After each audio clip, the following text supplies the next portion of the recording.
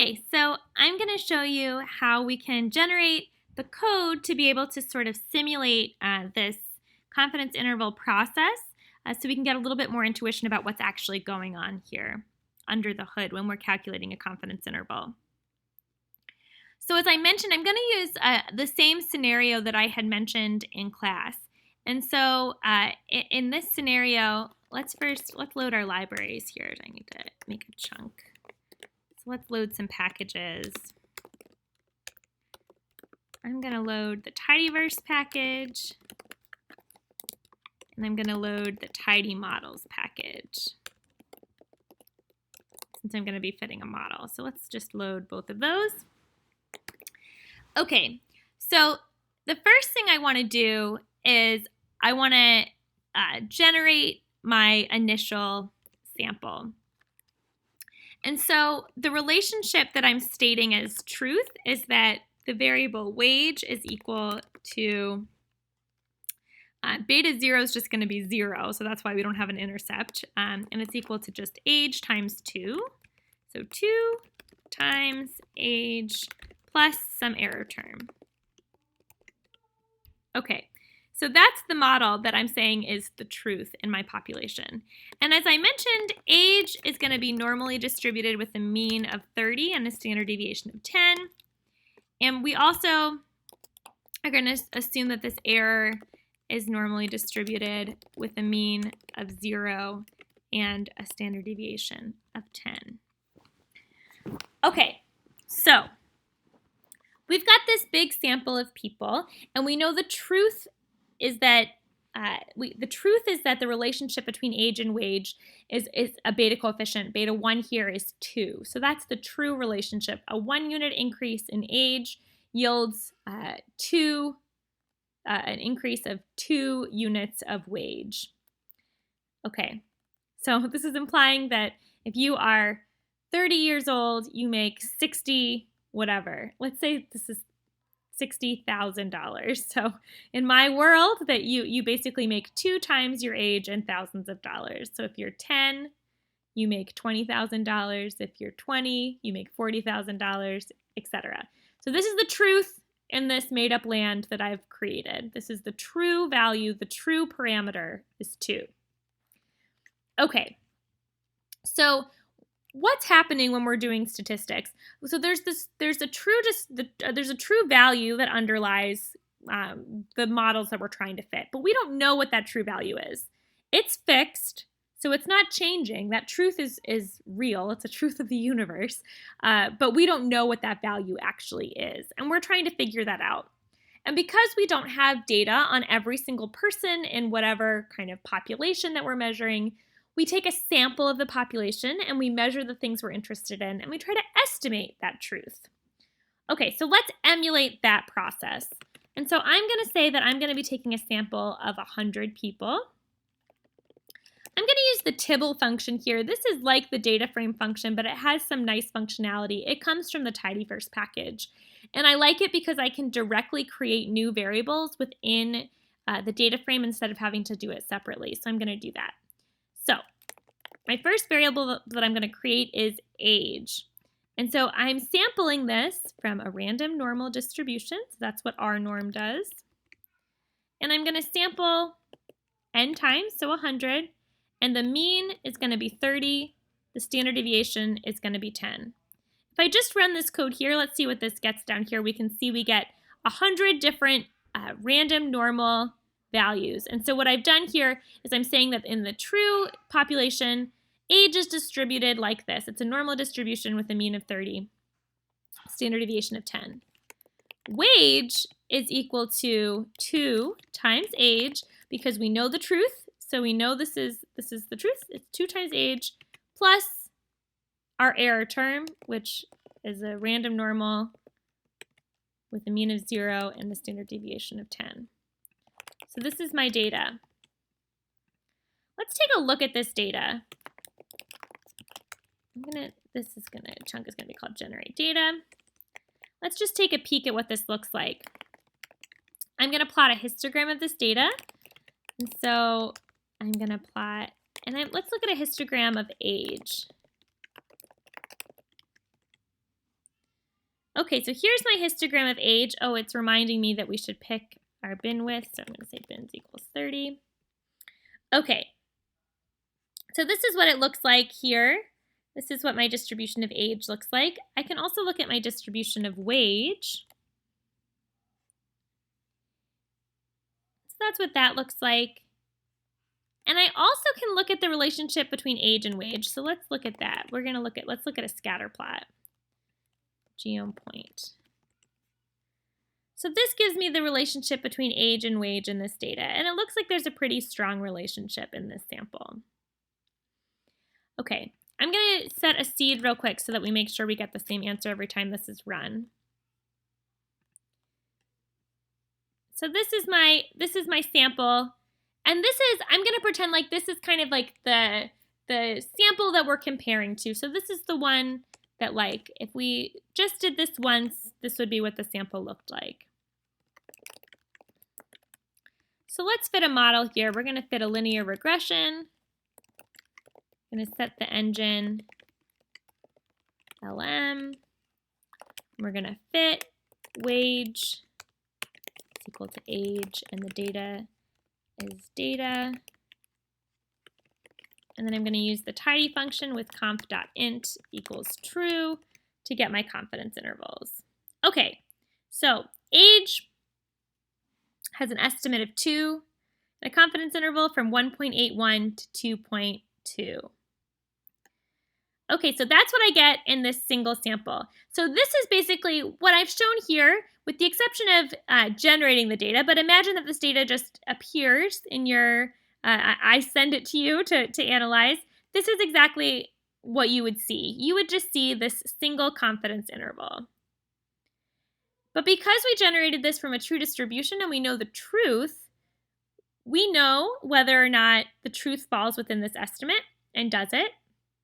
Yes, it does. The truth is 2, and 2 is between 1.8 and 2.2. But we wouldn't say that the truth falls within this particular estimate 95% of the time, because 2 falls within 1.8 and 2.2 100% of the time. 2 is fixed. The truth is fixed, so it either is in the interval or it's not in the interval. So to try to understand what we mean by a 95% confidence interval, we basically need to do this process many, many, many times, and then we need to see how many times does the truth, so 2, fall within that interval. Or not just that single interval, but within those intervals that we've calculated. So to do that, I'm going to copy this code here. And so this is going to be generate confidence intervals. So I'm copying this code. So this code is going to create a data set with my wage variable. And this code is going to create my confidence intervals. And I actually want to pull out my confidence intervals here. I want to pull out this lower bound and upper bound. And so what I'm going to do is I'm going to filter. And I'm going to filter where term is equal to age. And then I'm going to select the conf.low and conf.high,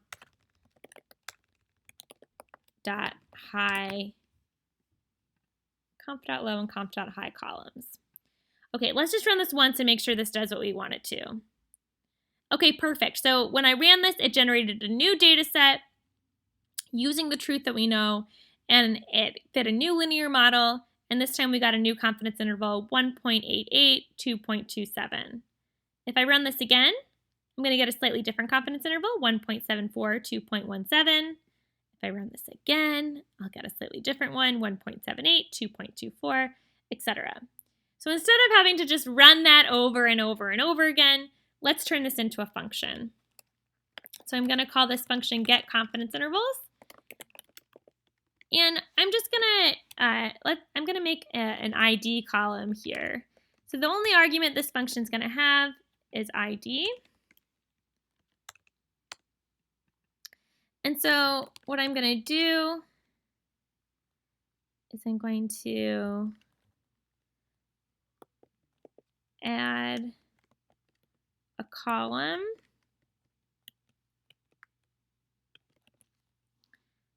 And I think this is going to work, but let's make sure.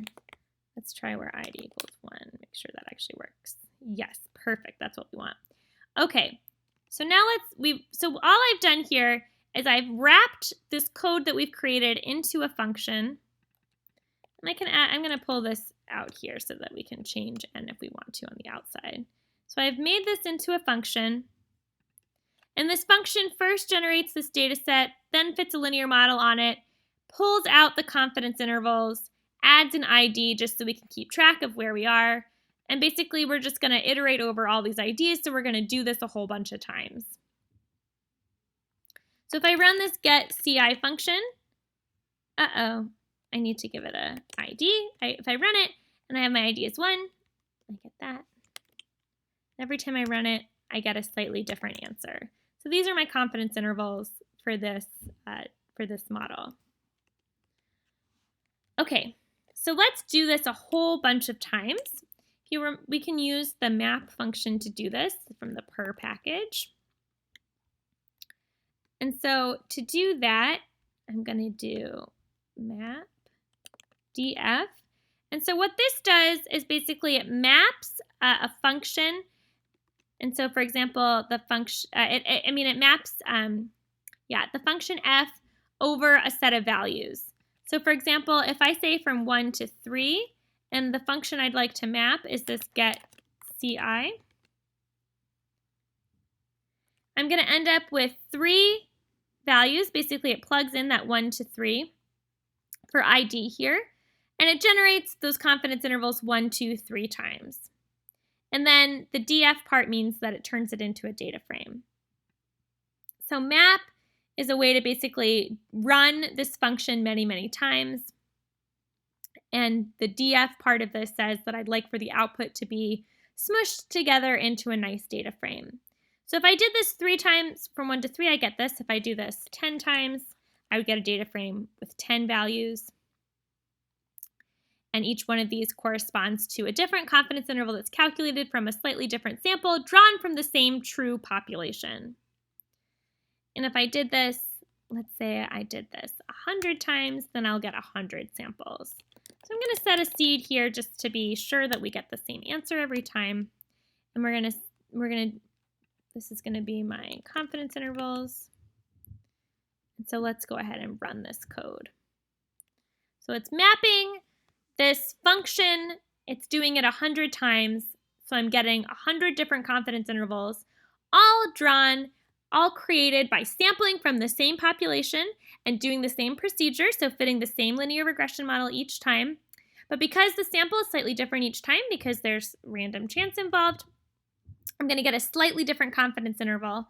But we would expect, based on normal theory, what we understand about confidence intervals, that about 95% of these confidence intervals will contain the true mean, which we know to be 2. Okay, so now let's take a peek at those confidence intervals.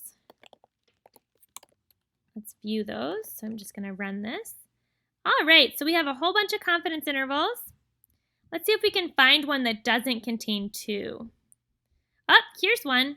So sample number 16, the lower bound is 2.03 and the upper bound is 2.4. So that is not going to contain 2. So there's an example. If that was our first sample that we saw, it wouldn't contain 2. It wouldn't contain our truth. The probability that it doesn't contain our truth, well, it's 100% doesn't contain our truth because 2 is not between 2.03 and 2.4. So confidence intervals don't talk about the specific values that you're seeing. It's not the probability that the truth falls within those specific values. It talks about the sampling procedure and the probability that across, if we were doing this many, many times, how often we would be able to capture the truth with this process. So it's more about the sampling process. Okay, so now let's go ahead and try to plot these so that we can create that plot, so that we can maybe get a little more intuition there. So I'm going to use Ggplot, and I'm going to plot this CI output. And on the y-axis, I'm going to plot the ID because I just want to plot a different one for every one of my samples. I'm going to leave X blank for right now because I'm going to use this geom line range. And so what that does is it basically creates that line range from one value to the next. And so in this case, it goes from, I want to go from an x on the x-axis. I want the minimum value to be conf.low, and I want the max value to be conf.high. Let's just see what that looks like. Okay, so there's my plot. That's what it looks like. Now let's draw a line. I'm going to do a vertical line here at 2. I'm going to make this a dotted line so we can see, okay, that's where 2 is. And I'm going to do one other thing now. I'm actually going to color these so that it's easy to see which ones are outside of the range of interest. And so I'm going to say color is going to be equal to if conf.low is greater than 2, so if the lower bound is bigger than 2, or if conf.high is less than 2. So it's going to be an indicator of whether it's greater than 2 or less than 2. And now I'm going to fancy this up a little bit. I'm going to use the scale color manual. And so I'm going to call this, we're going to set the values to black because I want basically it's going to be red and then black because I want the values to be, opposite, black then red. Black and then red because I want the values that contain the truth to be black and I want the ones that miss it to be red. And then one last fancying it up, I'm going to remove this right here, this little legend. So I'm going to say legend position equals none. Okay, so there's my plot. And let's see, how many of these did not contain the truth, did not contain 2? 1, 2, 3, 4, 5. So out of 100, 5 didn't contain the truth. So that means that this has 95% coverage, just like we would expect. So the thing about confidence intervals that's tricky is when you are seeing your individual interval, you don't know if you are one of these red intervals or one of these black intervals because you only have your one sample. And so you don't know if what you're seeing is representative of the overall population or if maybe you're seeing one of these anomalies, like one of these outside pieces. And so you don't want to talk about the probability of containing the truth because either your confidence interval either does contain the truth or it doesn't. What you do want to talk about is the sampling procedure or the estimating procedure that you're using. And so this procedure will contain the truth 95% of the time. So if you were to repeat this procedure many times, each time you'll get a different confidence interval as evidenced by each of these different lines. So each one of these represents the different confidence interval we got on each of our different 100 samples that came from the same population that had the same underlying truth of the relationship of 2. And each time we did this, we got a slightly different confidence interval, but 95% of them contained the true value for that beta coefficient 2. Okay, so what I want you to do is I want you to sort of see if you can watch this video to sort of internalize this code, and then I want you to mimic it. So I want you to try to go through the code yourself and repeat it. And so let me just go to the top to kind of walk through one more time all the different steps that we did. Let's see, the first chunk, we loaded our packages, library, tidyverse, library, tidymodels. And then up here, you don't have to repeat this part. This was just showing how we could do this one time. We could generate the data one time. I set a seed, and I said I wanted to sample it 100 times. I have age. I'm pulling from a random normal distribution with, I'm pulling 100 values, with a mean of 30 and a standard deviation of 10. And then I'm calculating wage based on what the truth is, which in this case is 2 times age plus epsilon, which was random normal distribution with a mean of 0 and a standard deviation of 10. And then I plotted that just to sort of give us a feel for what it looks like. And then I fit a linear regression model using that same data to be able to get our beta coefficient in this one sample as well as a confidence interval. And then I repeated that, so I put that exact code into a function. And so here we create this data. Every time we run this, we're going to get a slightly different answer. And then we fit a linear regression model on that sample. And I pulled out the confidence intervals. I filtered so that I only was looking at the age variable because I wasn't interested in the intercept in this particular case. I pulled out just the upper bound and the lower bound. I added an ID to make it easier to plot. And so this was our function to generate these, or to get these confidence intervals across many, many samples. And then I used this map_df function. And what that did is it basically ran this getCI function 100 times. And so it ran this function 100 times, and then it bound all of those individual confidence intervals that I got together into one data frame. And I called that CI. So I took a look at this. I ended up with this 100 by 3 data frame where I have 100 rows, and so 1 for each of my samples. And I have 3 columns, lower bound, upper bound, and then ID. And then finally, I plotted this. And so I took that data frame, and on the y-axis, I'm plotting ID because I want to have a different line for every one of my confidence intervals. I colored this by whether or not the confidence interval contained the truth. So if it didn't contain the truth, then I colored it red. I used geom line range to create these line ranges from an x minimum at the lower bound to an x maximum at the upper bound. I had a vertical line here, and that's what this dashed line here is. The x-intercept was 2 because that's my true value. And this LTY equals 2 is what makes it a dashed line. I fancied this up a little bit. I changed the colors so that they're black and red so that they kind of really stood out, the ones that were missed. And then I got rid of my legend. Okay, so what I want you to do is I want you to run this code yourself. I want you to do it a couple times so you can sort of get a feel for what's going on here. And then I want you to write up an explanation of what a confidence interval means using the terminology that we've talked about in this particular walkthrough.